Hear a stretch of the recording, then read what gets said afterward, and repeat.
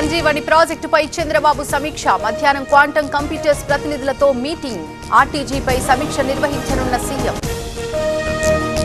విజయవాడలో axis bank కి టోపీ. ఫేక్ డాక్యుమెంట్స్ తో బ్యాంక్ కి మోసం. క్రెడిట్ కార్డ్స్ తో 5 కోట్లకు పైగా లూటీ.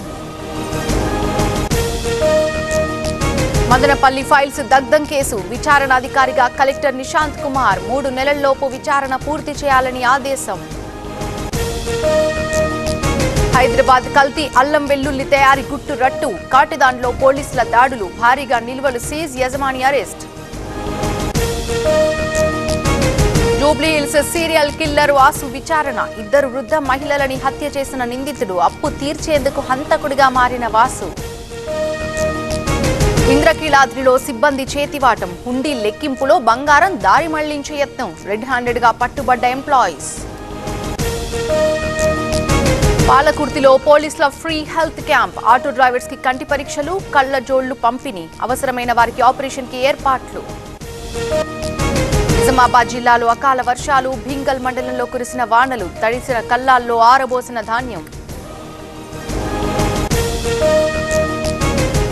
భైంసాలో ఈదురుగాలుల వర్షం. నేల కొరిగిన వరి, జొన్న పంటలు. భారీ నష్టంతో ఆందోళనలో రైతులు. నిజామాబాద్ లో అకాల వర్షంతో తీవ్ర నష్టం. మార్కెట్ యార్డ్లో భారీగా తడిసిన పసుపు. తడిసిన పంట కొనుగోలు చేయాలన్న రైతులు.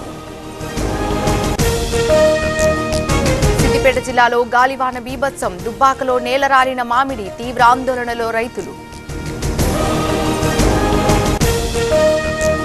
ఏపీలో పెరుగుతున్న వేసవి తీవ్రత. ఈ రోజు 8 మండలాల్లో తీవ్ర వడగాలులు. ప్రజలు జాగ్రత్తగా ఉండాలని అధికారుల సూచన. మెహదీపట్నంలో టాస్క్ ఫోర్స్ దాడులు. అపరిశుభ్ర వాతావరణంలో ఐస్ క్రీంల తయారీ. లైసెన్స్ లేకుండా నడిపిస్తున్న సయ్యద్ అరెస్ట్. నెల్లూరు కొమ్మలపూడి దగ్గర గూడ్స్ రైలు బోగి బోల్తా. విజయవాడ నుంచి తిరుపతికి వెళ్తుండగా ప్రమాదం. ఘటనా స్థలాన్ని పరిశీలిస్తున్న అధికారులు. మస్కట్లో చిక్కుకున్న గిరిజన మహిళ. అనారోగ్యంతో ఏపీ మహిళ అవస్థలు. స్వదేశానికి చేర్చాలని ప్రభుత్వానికి విజ్ఞప్తి.